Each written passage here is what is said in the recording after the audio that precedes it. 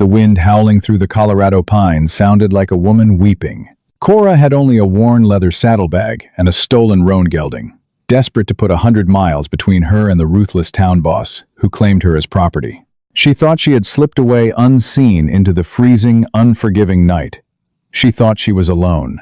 But as the shadows of Hangman's Pass closed in, a massive figure on a jet-black stallion emerged from the snowdrift. A mountain man with eyes like chipped flint blocked her path, tipping his hat. "You're riding into a graveyard, ma'am," he rumbled. "And you're not doing it alone." The floorboards of the boarding house groaned under Cora Pendleton's boots, a sound that threatened to stop her heart in her chest. It was November of 1881, and the mining town of Deadwood Creek was frozen solid, encased in a bitter, unyielding ice that mirrored the hearts of the men who ran it.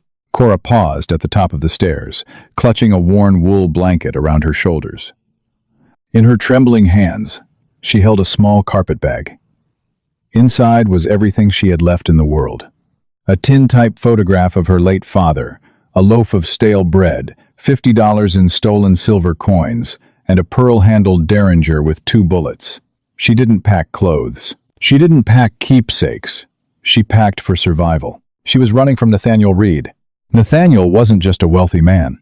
He was the blood running through Deadwood Creek's veins. He owned the assay office, the mercantile, the lumber yard, and the debts of nearly every desperate miner who swung a pickaxe in the surrounding mountains. He had owned Cora's father, Arthur, too.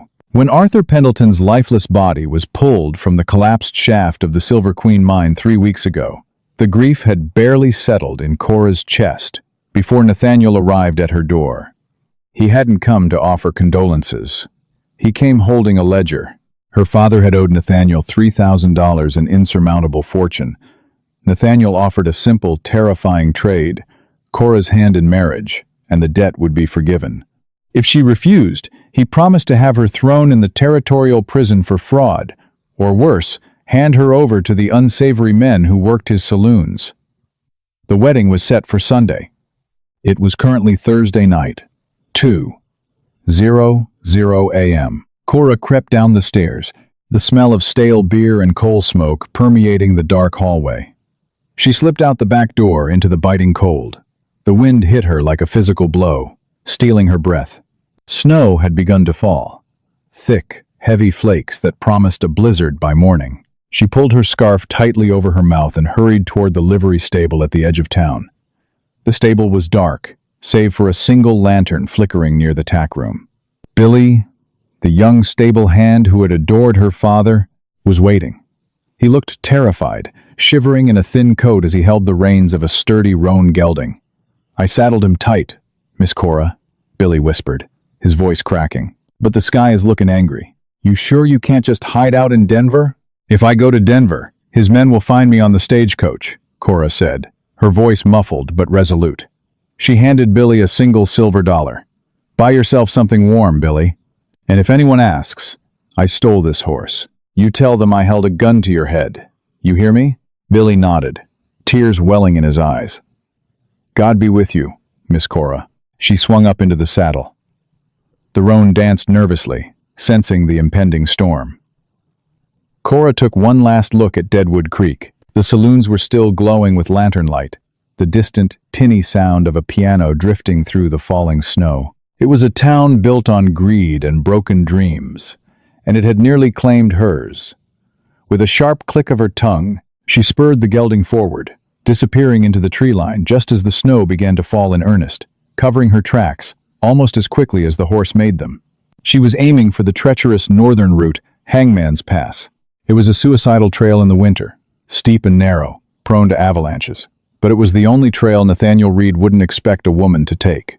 As the hours dragged on, the cold seeped through Cora's wool coat, settling into her bones. The darkness was absolute, save for the white reflection of the snow. The silence of the wilderness was deafening, broken only by the crunch of hooves and the wind whistling through the jagged peaks. She was completely, utterly alone. For the first time in weeks, a fragile sense of hope bloomed in her chest. She was actually doing it. She was escaping. But Deadwood Creek rarely let its prisoners go that easily. By dawn, the world was a swirling vortex of white. The blizzard had fully descended upon the San Juan Mountains, reducing visibility to a mere 20 yards. Cora was exhausted, her fingers numb, her eyelashes heavy with frost. The roan was struggling, its chest heaving as it trudged through snow that was now knee-deep. They had reached the mouth of Hangman's Pass, a sheer canyon walls rising on either side like jagged teeth. The trail here narrowed to a ledge barely wide enough for a wagon, bordered by a sheer drop into a black, rushing river hundreds of feet below. Cora leaned forward, patting the horse's frozen neck. "Just a few more miles, boy," she croaked, her throat raw from the icy air. "Just a little further." Suddenly, the wind carried a sound that made Cora's blood run cold. Crack, crunch, whinny, hoofbeats.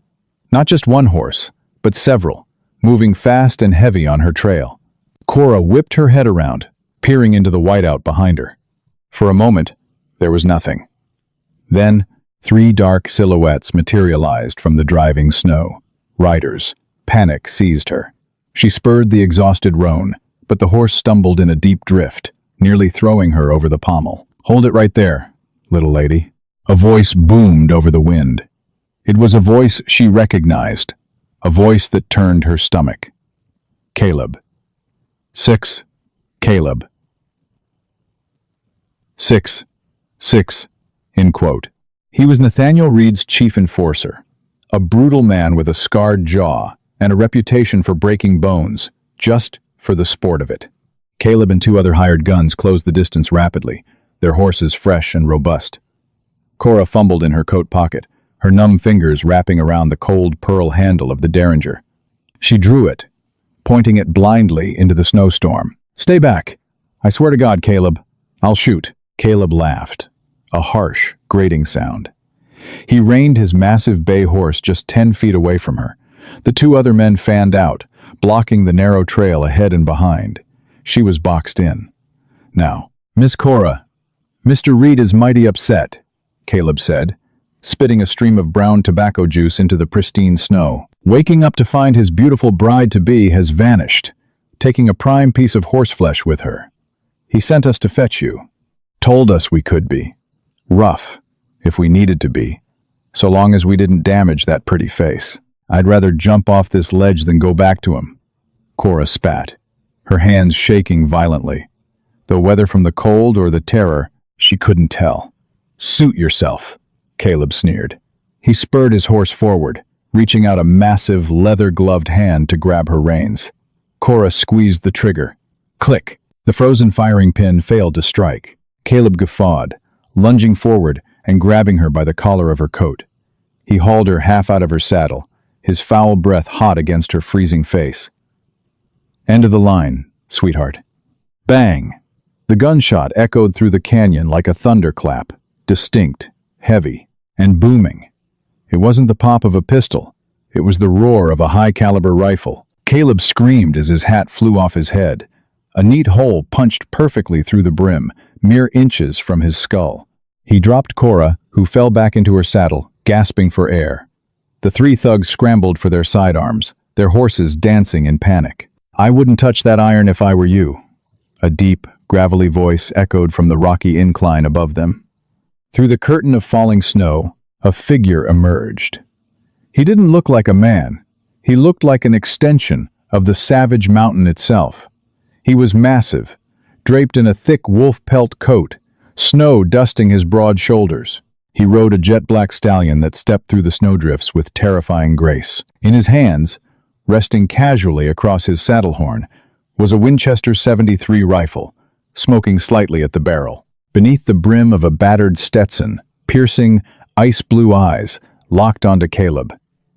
The man's face was rugged, covered in a thick, dark beard peppered with frost. "Who the hell are you?" Caleb snarled, his hand hovering near his holster, though he lacked the courage to draw. "This is Deadwood Creek business, Mountain Man. Step aside. You're not in Deadwood Creek anymore," the man replied, his voice dangerously calm. "You're in my mountains. And out here, we don't corner women on ledge trails. There's 3 of us, and 1 of you," the second thug muttered, inching his hand toward his belt. The mountain man didn't blink. With terrifying speed, he levered the rifle and fired. The bullet shattered the rock inches from the second thug's horse, causing the animal to rear wildly. The thug was thrown from the saddle, tumbling into a snowdrift. "Now there's 2 of you mounted, 1 in the snow, and I've got 13 rounds left in this tube," the mountain man said. "I never miss twice. Ride back to your master, boys. Tell him the girl is under the protection of Jedediah Boone. If he wants her, he can come up here and ask me himself." Caleb's face drained of color. The name hung in the freezing air, carrying a weight that even Cora could feel. Jedediah Boone, the ghost of the San Juans. Men in the saloons whispered about him, a solitary trapper who had once held off an entire war party. A man who survived avalanches and grizzly attacks, answering to no law but his own. "Reed ain't gonna forget this, Boone," Caleb hissed, though his hands were trembling. "I'm counting on it," Jedediah replied. "Now move, before I decide you're making too much noise in my valley." Without another word, Caleb and his men hauled their fallen comrade onto his horse, turned their mounts, and fled back down the trail, disappearing into the whiteout. Cora sat frozen in her saddle, the derringer slipping from her numb fingers into the snow. The adrenaline left her body all at once, replaced by a bone-deep exhaustion. The world began to spin. She swayed, her vision darkening at the edges. Before she could hit the frozen earth, strong, warm arms caught her. She smelled pine needles, wood smoke, and leather. "I got you," Jedediah's voice rumbled against her ear, surprisingly gentle. "You're safe now." Then, the world went black. Cora awoke to the smell of roasting chicory root and the crackle of a fierce fire. She opened her eyes slowly, squinting against the bright, warm orange light. She was lying on a massive bed frame constructed of lashed pine logs, buried beneath a mountain of heavy bear and wolf furs. The bitter, biting cold was gone, replaced by a profound, enveloping warmth that made her skin tingle. As her vision cleared, she took in her surroundings. It was a single-room cabin, meticulously organized. Bunches of dried herbs and salted meats hung from the heavy rafters. A cast-iron stove radiated heat in the corner, and a massive stone fireplace dominated the opposite wall. Against the window, where frost painted intricate patterns on the glass, sat Jedediah Boone. He had shed his heavy wolf coat. He wore a simple, faded flannel shirt that stretched across his broad shoulders, and dark canvas trousers. He was using a hunting knife to whittle a piece of cedar, his massive hands moving with surprising delicacy. Cora shifted, wincing as a sharp ache ran through her frozen joints. Jedediah stopped whittling and looked up. His eyes, in the warm light of the cabin, were not quite as cold as they had been on the trail. They were guarded, assessing, but deeply observant. "Don't move too fast," he said softly, setting the wood and knife aside. "You had a touch of frostbite on your fingers and toes. I rubbed them with snow and wrapped them. You'll keep them all, but they're going to burn like hell for a few days." Cora glanced down, realizing her boots and wet wool coat had been removed. She was still wearing her heavy cotton dress, but she was dry. Panic briefly flared in her chest, but looking at the stoic, respectful man across the room, the fear subsided. How long have I been asleep?" she asked, her voice a raspy whisper. "Near on 20 hours, Jedediah replied, standing up. He was incredibly tall, his head nearly brushing the low rafters. He walked to the stove, poured a steaming mug of dark liquid, and brought it to her. "Drink this. It's chicory and willow bark. Tastes like dirt, but it'll stop the shaking." Cora took the tin mug, her hands trembling so badly she nearly spilled it. Jedediah reached out, his large, calloused hands gently steadying hers until she could take a sip. It did taste like dirt, but it was hot, and the heat spread through her chest like a benediction. "Thank you," she whispered, looking up at him. "For everything. You saved my life." Jedediah walked back to his chair, sitting heavily. "I saw you riding out of Deadwood Creek. I was up on the ridge, checking a trap line before the storm hit. Saw a lone rider heading up Hangman's Pass in a blizzard. Figured whoever it was had to be either crazy or desperate." He paused, looking at her intently. "You don't look crazy." "My name is Cora," she said, her voice gathering strength. "Cora Pendleton. And I am desperate." Jedediah's jaw tightened at the surname. "Arthur Pendleton's girl?" Cora's eyes widened in surprise. "You knew my father?" Jedediah leaned forward, resting his elbows on his knees. "I trade furs in Deadwood Creek twice a year. Arthur was one of the few honest men in that den of vipers. He fixed my rifle once.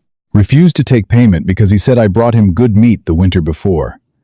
A shadow passed over the mountain man's face. "I heard what happened at the Silver Queen mine. I'm sorry." Tears pricked Cora's eyes, but she blinked them away fiercely. "It wasn't an accident," she said, her voice trembling with suppressed rage. "Nathaniel Reed owned the mine. He refused to buy new timber to shore up the shafts. My father complained for weeks. Reed told him if he didn't go down, he'd call in our debts and take our house. My father died because of a rich man's greed. And then Reed came for me." She poured out the whole story, the words tumbling from her lips like a dam breaking. She told him about the debt, the forced marriage proposal, the threats, and her desperate midnight flight. Jedediah listened in absolute silence. He didn't interrupt.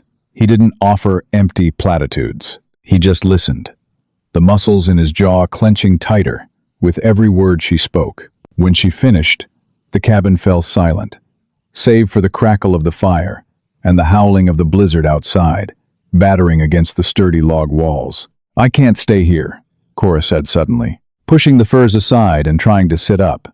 The room spun, but she gritted her teeth. "That man, Caleb, he saw your face. He knows where I am. Nathaniel Reed has dozens of men on his payroll. If they know you have me, they'll come up here. They'll burn your cabin down. They'll kill you." She swung her feet over the edge of the bed, wincing as her tender toes touched the cold floorboards. "I'll leave at first light. If I can just make it over the pass to Silverton, I can catch a train. I won't bring his wrath down on you, Mr. Boone. You've done enough." Jedediah stood up slowly. He crossed the room in 3 long strides, stopping right in front of her. He reached out and gently but firmly placed a hand on her shoulder, easing her back down onto the bed. "Look out that window, Cora," he said softly. Cora looked. The snow was piled halfway up the glass, driven by winds that sounded like a freight train. It was a whiteout of apocalyptic proportions. "That storm is going to blow for 3 days, Jedediah said, his voice a low, steady rumble. "The passes are blocked. The trails are gone. You step foot out that door, you'll freeze to death in 10 minutes. And even if the sun was shining, I wouldn't let you leave." Cora looked up at him, her heart hammering against her ribs. "You don't understand what Nathaniel Reed is capable of." "And you don't understand what I'm capable of," Jedediah replied, his blue eyes flashing with a dangerous, untamed fire. He knelt down so he was at eye level with her. His presence was overwhelming, immense, and unyielding, yet entirely safe. "You tried to leave town alone, Cora," Jedediah said, his voice dropping to a fierce, protective whisper. "But the mountains don't forgive the solitary, and neither do men like Reed. You've been fighting this battle by yourself for too long." He reached out, his rough thumb gently brushing a tear from her cheek that she hadn't realized had fallen. "Never alone again," he promised, the words echoing in the quiet cabin like a vow. "Let Reed send his men. Let him send an army. This is my mountain. And as long as I draw breath, no one is taking you back to that hell." For 3 days, the San Juan Mountains screamed. The blizzard pounded Jedediah's cabin with a ferocity that shook the heavy pine logs. Outside, the world was a deadly, swirling void of white, the temperature plunging so low that the sap in the surrounding trees froze and cracked like cannon fire in the dead of night. Inside, however, the cabin was a sanctuary of heat, firelight, and a quiet, growing bond. Cora's recovery was slow and agonizing. The frostbite on her extremities faded from a terrifying white to a bruised, angry purple, burning as if her skin was held too close to an open flame. Jedediah tended to her with a gentleness that stood in stark contrast to his massive, rugged frame. He brewed bitter willow bark teas to ease the pain, wrapped her hands in soft rabbit pelts, and fed her rich, hearty stews made from venison and dried root vegetables. During those snowbound days, the silence between them gave way to hesitant conversation, which soon bloomed into a deep, shared understanding. Cora learned that the myth of the ghost of the San Juans was born of profound tragedy. On the second night, as the wind rattled the frost-caked window panes, Jedediah sat by the hearth, oiling the action of his Winchester. Cora sat propped up in the bed, watching the firelight dance across his scarred hands. "Men in Deadwood Creek say you're half grizzly," Cora said softly, a small, tentative smile touching her lips. "They say you came out of the earth fully grown, with a rifle in your hand." Jedediah paused, the oiled rag going still over the blued steel of the barrel. He let out a low, rumbling chuckle that warmed the room. "Men in saloons talk a lot because they're afraid of the quiet. I was born in Missouri, came out west with a wagon train when I was 20. Had a wife, Mary." Cora's breath hitched. She saw the sudden, heavy sorrow drop over his shoulders like a physical weight. "What happened to her?" "Cholera," Jedediah said, his voice stripped of emotion, the hollow tone of a man who had screamed all his tears into the wind a long time ago. "Took her in 3 days just outside of Fort Laramie. I buried her on the prairie. Couldn't bear the flatlands after that. The sky was too big, too empty. So I climbed up into these rocks and never came down. The mountains don't judge. They don't lie. They just demand respect." He looked up, his piercing blue eyes locking onto hers. "It's been 10 years, Cora. I've spoken to fewer than 20 people in that time. But when I saw you on that ridge, fighting a storm that should have killed you, fighting men twice your size, I saw a spirit that the mountains couldn't break. I couldn't let them take that from you." Cora felt a flush rise in her cheeks that had nothing to do with the cast-iron stove. She had been treated as property by Nathaniel Reed, and as a fragile burden by her late father. Jedediah looked at her and saw a survivor. "I won't be a burden to you, Jedediah," she promised, her voice firm.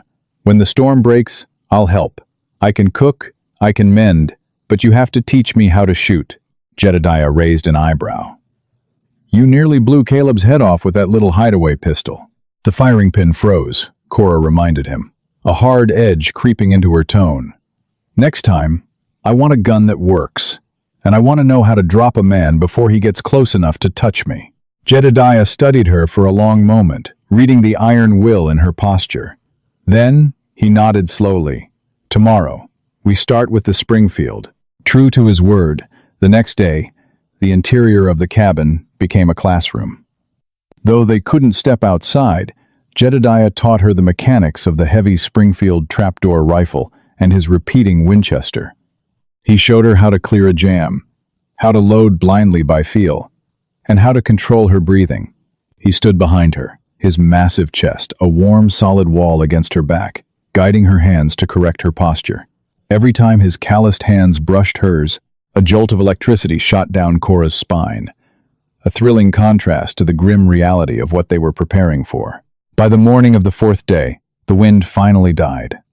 The silence that followed was absolute, heavy, and ringing in the ears. Sunlight, blindingly brilliant, pierced the frost on the windows. The storm had passed, leaving behind a pristine, frozen world buried under 5 feet of snow. "It's beautiful," Cora whispered, peering out the window at the glittering, diamond-like drifts blanketing the pines.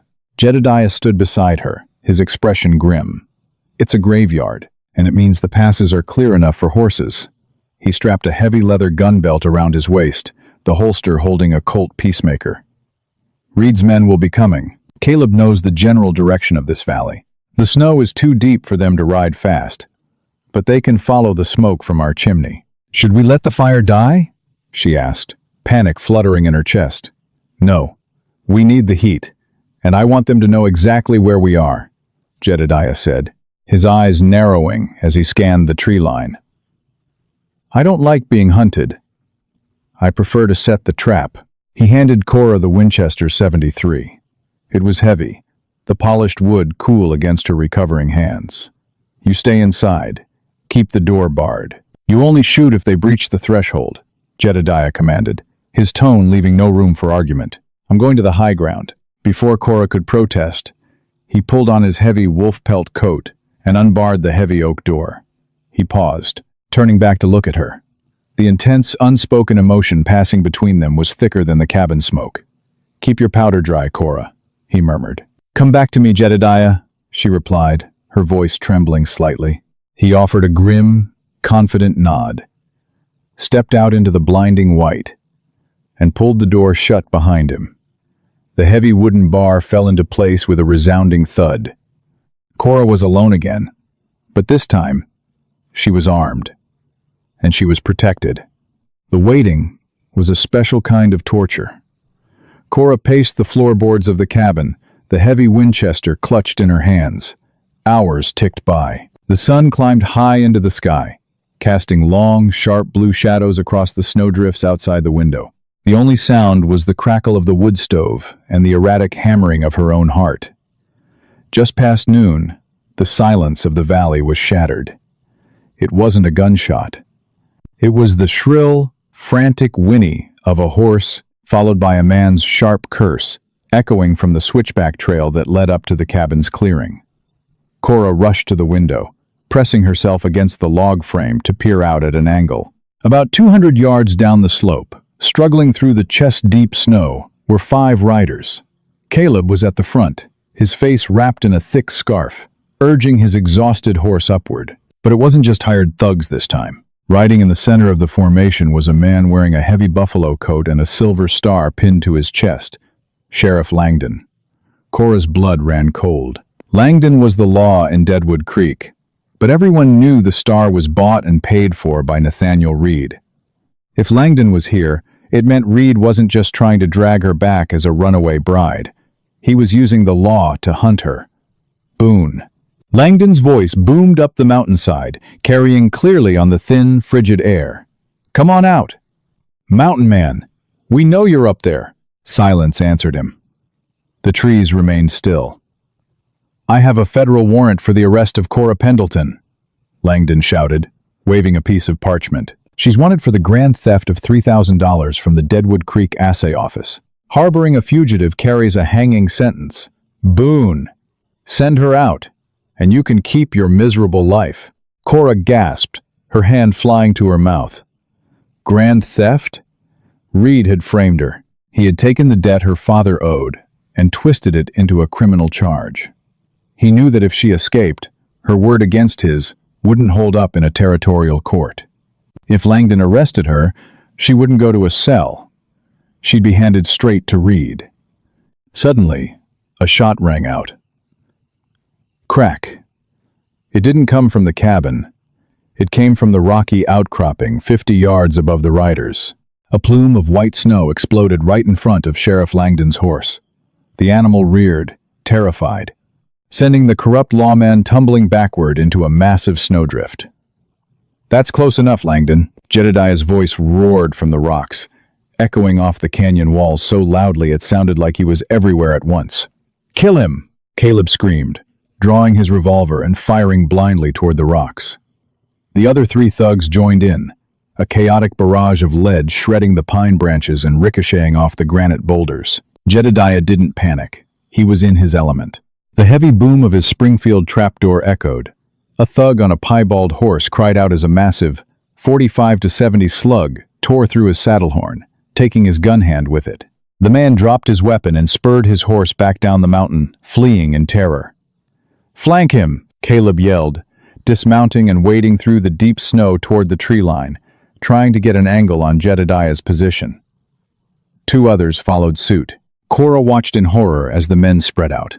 Jedediah was pinned down. He had the high ground, but he couldn't cover 3 different angles at once. Caleb was moving fast, using the thick trunks of the ponderosa pines for cover, inching closer to the rocky outcropping where Jedediah was positioned. "I can't just watch," Cora thought.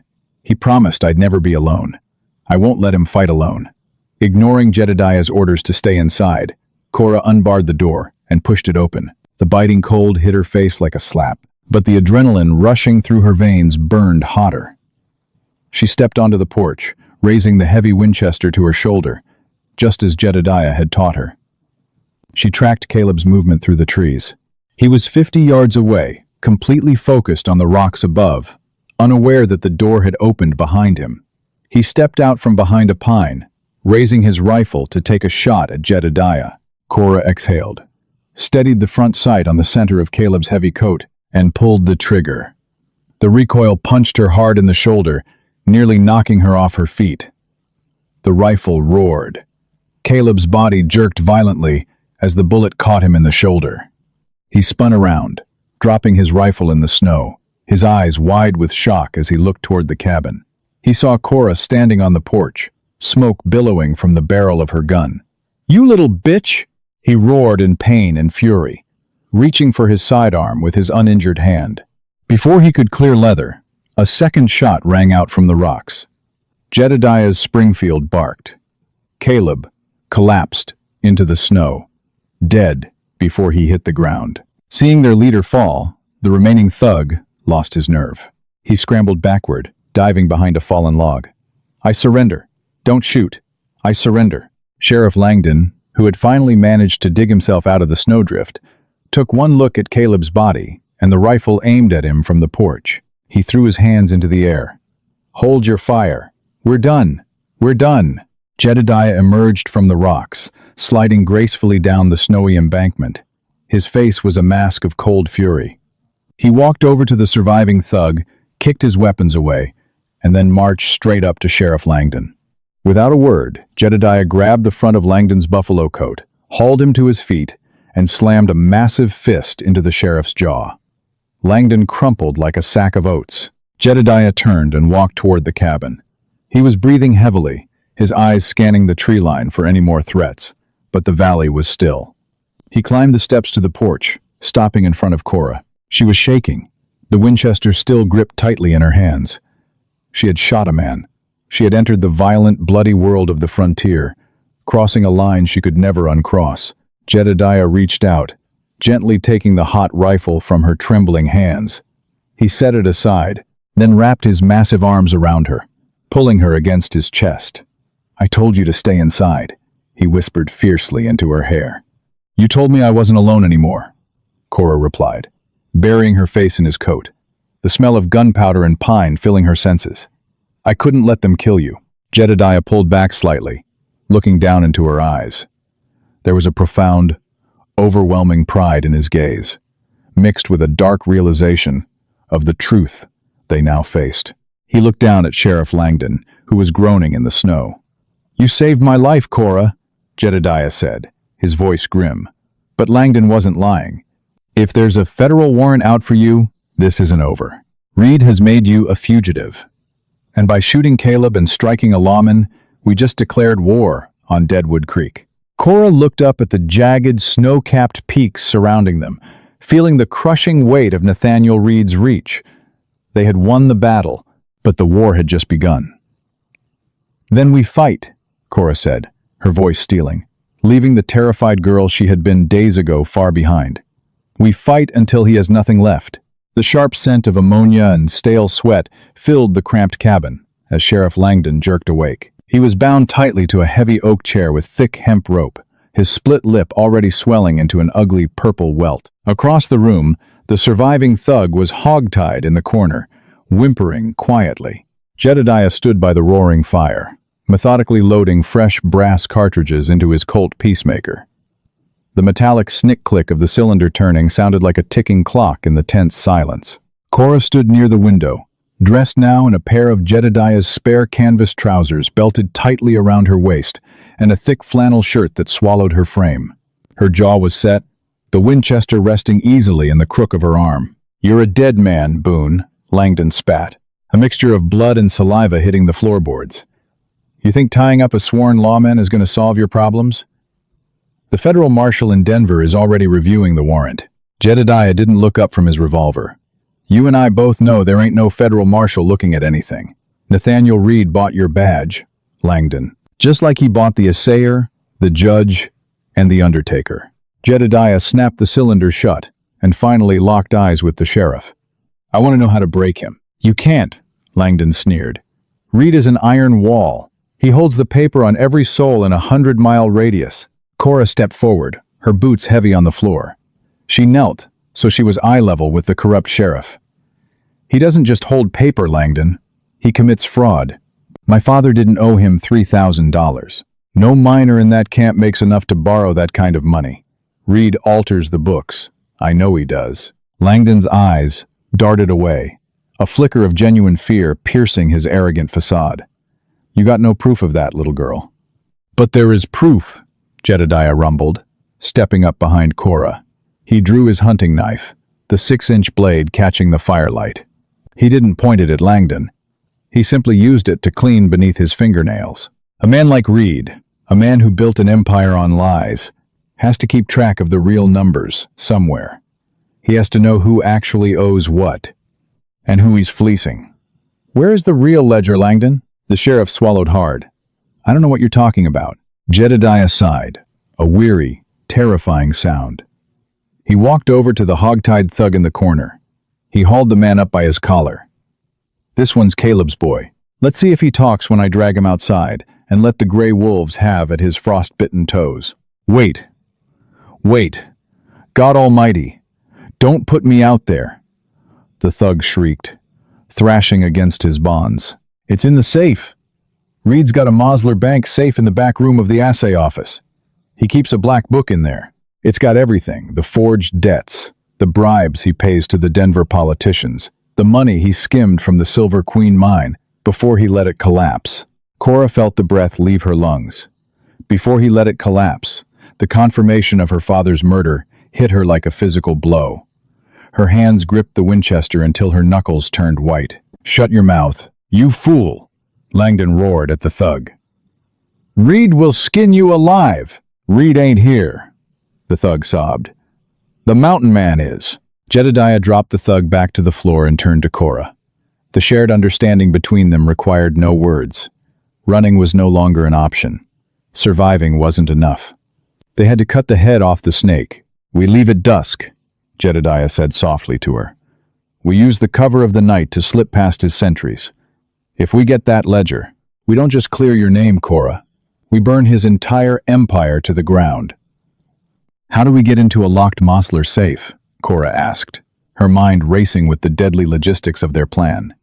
Jedediah walked to a heavy wooden chest at the foot of his bed. He threw open the lid and pulled out 3 thick wax paper-wrapped bundles. Dynamite, he stated plainly. Bought it off a Union Pacific rail crew 2 years ago to clear some stumps. We blow the door. By the time the sun dipped behind the jagged peaks, casting the valley in deep, indigo shadows, they were ready. They gagged Langdon and the thug, leaving them with enough water and warmth to survive until someone found them. Jedediah saddled his black stallion, Ghost, and brought the roan gelding around for Cora. Before she mounted, Jedediah stopped her. He reached into his coat and pulled out a beautifully maintained Smith & Wesson Schofield revolver, housed in a polished leather cross-draw holster. The Winchester is good for a distance, Jedediah said, wrapping the belt around her waist and buckling it securely. His hands lingered on her hips for a fraction of a second. A silent, grounding touch. But in a town, in a room, you need something faster. You draw, you point, you fire. Don't hesitate. Cora looked up at the giant of a man, her heart swelling with an emotion so fierce it terrified her more than the impending gunfight. I won't. I promise. Cora, Jedediah murmured, his voice dropping to a gravelly whisper. He reached up, cupping her cheek with his calloused hand. The touch was achingly tender against the bitter cold of the evening. If things go wrong down there, if we get separated, you take the ledger and you ride for Denver. Don't look back for me. No, Cora said fiercely, her hand coming up to cover his. You told me the mountains don't forgive the solitary. We started this together. We end it together. Never alone again. Remember? A slow, devastatingly handsome smile broke through Jedediah's thick beard. He leaned down, and for a fleeting, breathless moment, he pressed his lips to her forehead, a seal of their pact, a promise of a future they were about to fight for. Never alone, he agreed. They mounted their horses and rode down into the frozen mouth of the canyon, descending from the pristine sanctuary of the mountains into the viper's nest of Deadwood Creek. Deadwood Creek was a festering wound against the pristine white landscape. The storm had broken, leaving the town locked in a bitter, bone-chilling freeze. While the saloons blazed with cheap kerosene light and the discordant noise of desperate miners, the rest of the town was dead quiet. Cora and Jedediah approached from the shadowed rear of the settlement, tying their horses to a hitching post behind a derelict livery. The assay office sat at the end of Main Street, a sturdy two-story brick fortress that reeked of ill-gotten wealth. Two heavily armed guards stood at the front doors, stomping their boots against the cold. "We take the alley," Jedediah whispered, his breath pluming like dragon smoke. "There's a coal chute in the back. I can pry it open." Moving like phantoms through the snow-choked alleyways, they reached the iron grate. Jedediah jammed a steel pry bar beneath the lip and, with a low grunt of exertion, popped it free. They slid down the metal chute into the pitch-black basement, landing softly in a pile of coal dust, creeping up the narrow wooden stairs. Jedediah didn't bother picking the lock on the heavy office door. He stepped back and drove his massive boot straight through the wood near the handle, splintering the frame. They stepped into Nathaniel Reed's private sanctuary, a lavishly decorated room lined with mahogany bookshelves.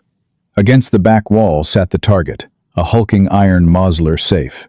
Jedediah wasted no time. He pulled 3 wax paper-wrapped sticks of dynamite from his heavy coat. "Keep an eye on the street window," he ordered quietly. "This is going to wake the dead." Cora moved to the heavy velvet curtains, peering into the snow-covered street. The 2 guards were still out front, but a sudden movement caught her eye. A line of men, at least a dozen strong, was marching purposefully up the street, armed with repeating rifles. At the head of the pack was a man wearing a tailored wool coat. Nathaniel Reed. "Jedediah," Cora hissed, her blood turning to ice. "Reed is here. He's got an army." She squinted through the frosted glass. Beside Reed walked a man with sharp, hawkish features and a gleaming silver badge pinned to his chest. Cora recognized him from the illustrated papers. "God help us," she whispered. "He's got Marshal Dave Cook." Dave Cook was the legendary head of the Rocky Mountain Detective Association. If Reed had hired him, it meant the town boss had spun a lie so convincing that the true law believed Cora was a dangerous, violent outlaw. "Then we're out of time," Jedediah growled. He shoved the dynamite into the crevice between the safe door and its heavy frame, attaching a 3-inch fuse. "Get down behind the desk, now!" Cora dove behind the massive oak desk, just as Jedediah struck a match, lit the fuse, and threw his giant body over hers, covering her ears. Boom! The explosion rocked the building to its stone foundations. Books rained from the shelves, glass shattered into the street, and a thick cloud of acrid white smoke choked the room. The heavy iron door of the Mosler safe blew completely off its hinges, crashing through the floorboards with a deafening crunch. "Get the book!" Jedediah yelled, rolling to his feet and racking the lever of his Winchester. Cora scrambled toward the smoking ruin of the safe. Inside, amidst stacks of territorial currency, was a thick, black, leather-bound ledger. She grabbed it just as the front doors of the assay office were kicked open. "Drop the iron, Boone. You're surrounded by the authority of the Rocky Mountain Detective Association." Marshal Dave Cook's voice boomed through the clearing smoke, authoritative and unyielding. Nathaniel Reed stepped into the room behind Cook, his face twisting into an ugly sneer at the sight of Cora. "You foolish girl," Reed hissed. "Marshal Cook, this is the woman who robbed me, and this mountain savage is the one who murdered my men. Gun them down." A dozen rifles clicked in unison, aimed squarely at Jedediah and Cora. Jedediah didn't lower his weapon. His ice-blue eyes locked onto Cook. "Dave Cook, I know your reputation. You're a man of the law, not a lapdog for a thief. He's playing you. Show him, Cora," Jedediah commanded. Cora stepped out from behind the desk. In one hand, she held her Schofield revolver by the barrel to show she wasn't aiming. In the other, she held high the black ledger. "My name is Cora Pendleton," she shouted, her voice ringing clear. "Reed claimed my father owed him $3,000. He used a fake warrant to force me into marriage. But the truth is in this book, Marshal. The bribes, the fake assay reports, the deliberate negligence that killed my father and 6 other miners at the Silver Queen. He's a murderer." Reed's face drained of color. Panic flashed in his cold eyes. She's lying. Shoot them, Cook. Cook held up a gloved hand, signaling his men to hold their fire. He looked at the ledger, then at the terrified sweat beading on Reed's forehead. Cook knew guilt when he smelled it. "Toss me that book, Miss Pendleton," he ordered calmly. "Don't you dare," Reed shrieked. Realizing his empire was crumbling, the town boss lost his mind. He drew a hidden derringer from his waistcoat and aimed directly at Cora. Bang! Bang! 2 shots echoed simultaneously. Cora flinched as Reed's bullet grazed her upper arm, tearing the flannel. But she didn't fall. Nathaniel Reed, however, dropped his tiny pistol. He looked down in shock at the gaping hole in his chest. Jedediah stood like an avenging angel, his Colt Peacemaker smoking in his hand. He had drawn and fired with a speed that defied his massive size. Reed collapsed backward, dead, before he hit the floorboards. The guards raised their rifles, but Dave Cook drew his twin revolvers. "Stand down. The man who pays you is dead. Anyone who fires hangs tomorrow." Cook holstered his guns and walked over, gently taking the black ledger from Cora's hand. He flipped through the pages, a low whistle escaping his lips. "Well, I'll be damned. You were telling the truth. I came here to hunt a murderer, Boone. Seems you just saved me the trouble." Cook tipped his hat. "I'll take this to the territorial governor. You two best head back up to the high country." "We will," Jedediah agreed, wrapping his arm around Cora. They walked out into the freezing night. When they reached their horses, Jedediah lifted her gently into her saddle. The snow had begun to fall again, soft and silent. "Denver is that way," Jedediah said quietly, pointing down the valley. "You're a free woman, Cora." Cora smiled, ignoring the sting in her arm. She looped her fingers into his heavy wolf pelt coat, pulling him close until their foreheads touched. "I found my life, up on that mountain." Jedediah closed his eyes, pulling her into a deep, yearning kiss. He swung up onto his black stallion. "Let's go home," he rumbled. They rode out side by side into the San Juans, and Cora knew she would never be alone again. Wow, what a thrilling ride through the frozen peaks of the Wild West. Cora and Jedediah's story proves that sometimes the most dangerous storms lead us exactly where we belong. Did you expect that explosive showdown with the legendary Marshal Dave Cook? Let us know your favorite plot twist in the comments below. If this tale of frontier justice, survival, and rugged romance kept you on the edge of your seat, please hit that like button. It truly helps the channel grow. Don't forget to share this video with your fellow history buffs and romance lovers. And make sure to subscribe and ring the notification bell so you never miss out on our next epic storytelling adventure. Until next time, keep your powder dry and stay wild. Hi, my name is Pham Thanh, the owner and manager of Mountain Hearts. After watching the video, she tried to leave town alone, but the mountain man rode beside her and said, "Never alone again." I really like to know what you think. How did this story make you feel? What stayed with me most was how strong Clara tried to be, even while carrying so much pain by herself. She was ready to face the unknown alone, but Elias understood something important. Sometimes people don't need to be rescued. They just need someone willing to stay beside them through the hard parts. That quiet loyalty made their connection feel real to me.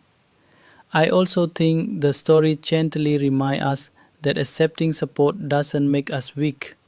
Sometimes the bravest thing we can do is let someone walk beside us instead of carrying everything alone. Have you ever pushed people away when you really needed help? And which moment made you believe Clara finally trusted him? If this story meant something to you, feel free to leave a comment and share your thoughts. And if you enjoy emotional mountain stories about healing, loyalty, and unexpected love, you can like or subscribe to support the channel. Hi, my name is Robert Bowen, the owner and manager of Rugged Heart Man. After watching the video, she tried to leave town alone, but the mountain man rode beside her and said, "Never alone again." I'd really like to know what you think. How did this story make you feel? For me, the strongest feeling in this story is companionship. There's something meaningful about knowing that even during difficult seasons, we don't always have to carry our burdens by ourselves. Sometimes, support comes from unexpected places, and a simple act of standing beside someone can make all the difference. Do you think people today find it harder to ask for help when they need it? And has there ever been a time when someone showed up for you exactly when you needed them most?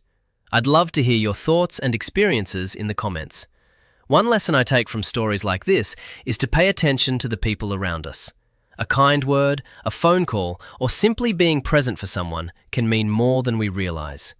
If this story spoke to you in some way, feel free to leave a comment, and if you enjoy these mountain man stories, you're always welcome to like the video or subscribe for more.